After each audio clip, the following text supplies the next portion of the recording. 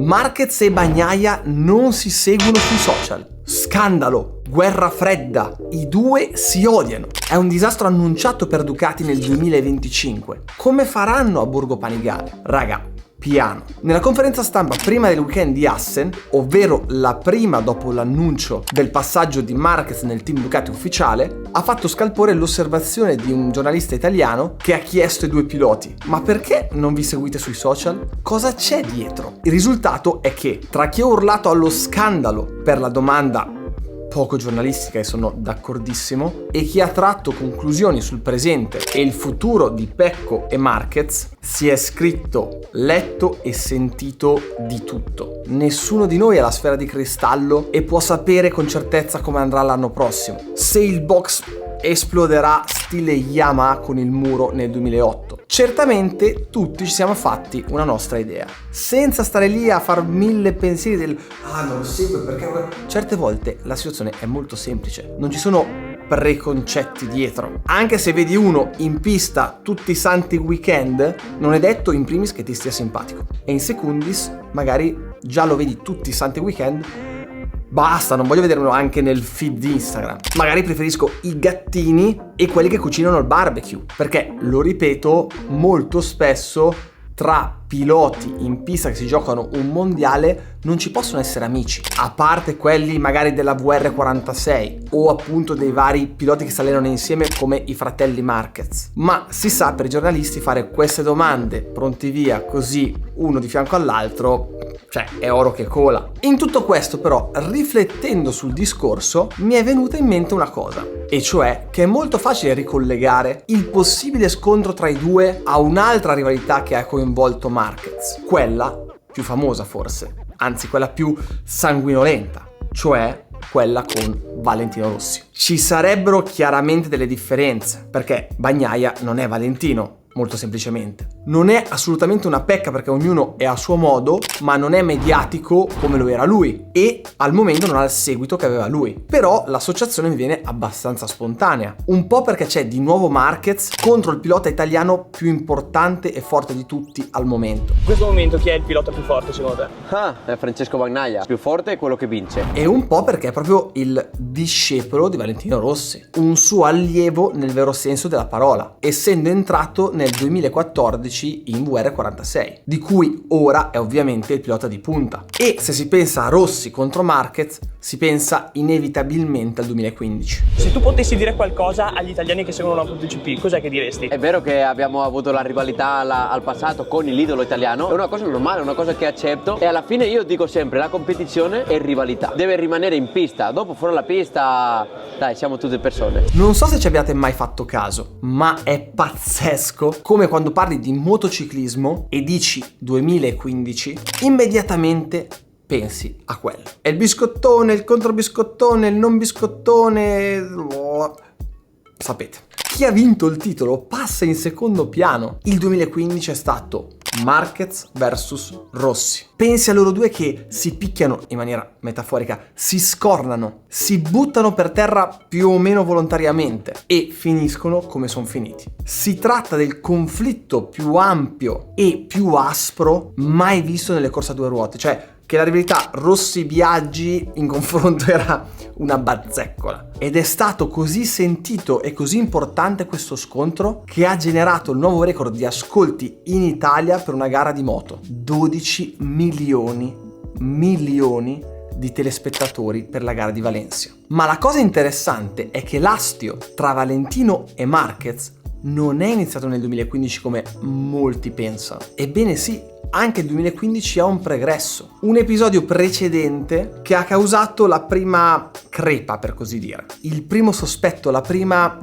occhiataccia. Raccontiamo tutta la storia e ci arriviamo. Marquez ha rappresentato la terza generazione di rivali di Valentino. Prima c'erano stati Biaggi e Gibernau, poi Stoner, Pedrosa e Lorenzo. Arriva al mondiale con la nomea di bambino prodigio. Vince il titolo 125 a soli 17 anni e, come tutti ben sapete, debutterà in MotoGP con la Honda ufficiale. Il suo percorso in effetti è molto simile a quello di Rossi e i media, come succede spesso in questi casi, lo eleggono come erede designato. Va detto che per la stampa, quella italiana, accostare un giovane di talento a Valentino è la prassi e un'infinità di piloti sono stati schiacciati da quella pressione. Non Marquez però, un talento generazionale con una aggressività senza pari e un volto simpatico e sorridente, ma come scopriremo ben presto,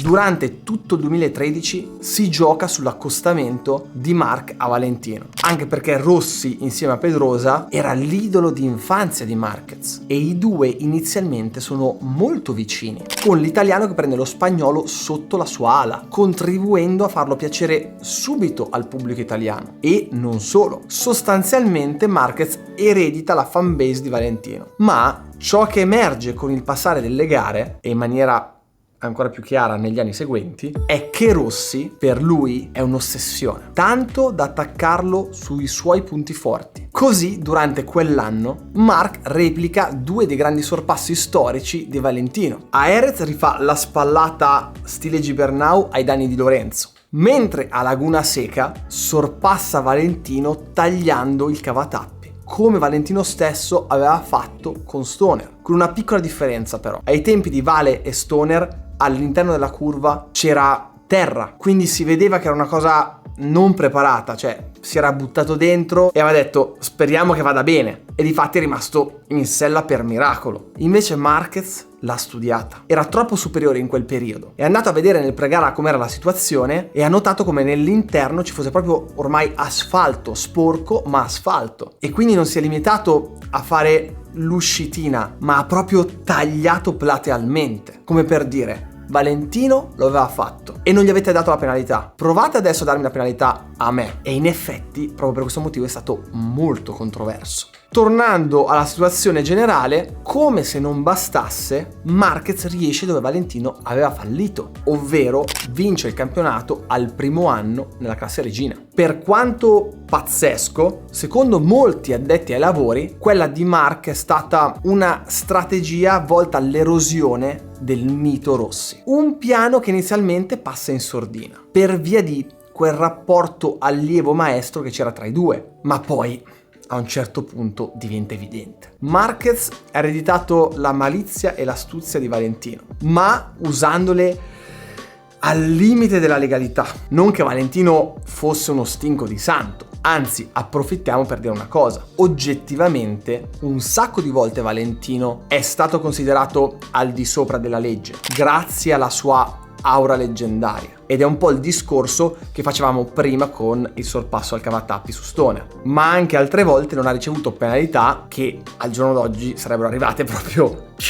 L'esempio più lampante di questa situazione fu il taglio di variante ad Assen nel 2015, proprio contro Marquez. La differenza è che se mentre Valentino ha fatto sempre il finto tonto, glissando sugli episodi dubbi e sfruttando la sua innata ironia, Marquez lo dice candidamente: se questa cosa si può fare, perfetto, allora lo faccio, anche se non è bella. Ne è un esempio il modo in cui prendeva la scia degli altri piloti in qualifica negli ultimi anni con Honda. Nonostante tutto questo, il loro rapporto prosegue in modo cordiale e amichevole, ma sotto sotto le corde iniziavano a rompersi, a sfilacciarsi, e il punto di rottura secondo me arriva nel 2014, anche se non pubblico. Valentino invita Marquez al suo ranch. Nel documentario prodotto da Amazon, Marc Marquez All In, come poi anche in diverse interviste, Marc ha raccontato che in quell'occasione il rapporto ha iniziato inevitabilmente a incrinarsi.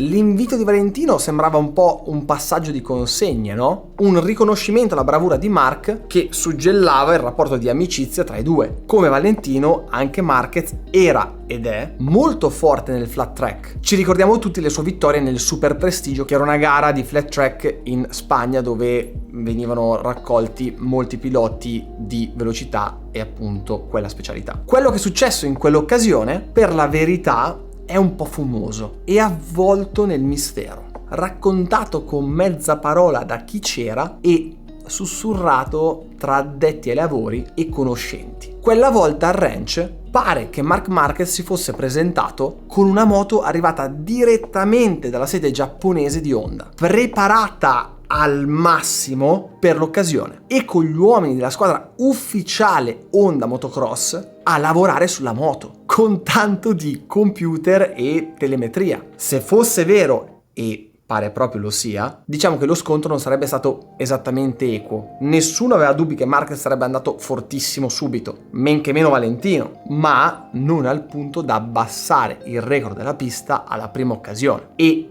non di qualche decimo, ma di 3 secondi. Notizie ufficiose chiaramente, ma a prescindere dal tempo sul giro, posso ben capire che a Valentino sia venuto un po' il bruciore di stomaco, proprio per l'impostazione, dove tutti i ragazzi da Vorre 46, anche Valentino, è lì con le motorette da flat track messe su, insomma, per allenarsi, non col pistone che dura 100 km, telemetria, meccanici, insomma, easy. Tu ospite che arrivi è proprio come dire: voglio romperti le palle e farti capire che io sono più forte di te. E lato personalità, tutti e due ce l'hanno molto forte, prima o poi era scontato che avvenisse questa situazione. L'ha detto poi anche Marquez anni dopo, in maniera un po' spavalda dichiarò: penso che il fatto che vengano a casa tua, dove ti alleni, e ti facciano il record della pista non possa starti bene. Poi in quella giornata ci furono delle gare. Marc venne battuto da Mattia Pasini e la finalona la vinse Valentino. Alla fine Rossi lo definì un pareggio 1-1 tra sé e Marc, ma oltre le belle parole, quel record strappato lo infastidiva. Il suo orgoglio era stato ferito. E poi, diciamocelo chiaramente, a ognuno di noi, se fossimo stati nei panni di Valentino, ci avrebbe dato molto fastidio un comportamento del genere, al di là del risultato e di tutto il resto. Le scorie di questo episodio si innestano sul rapporto strano e un po' morboso che lega Vale e Marc, ponendo le premesse per quel delirio che fu il 2015, che è storia ben nota.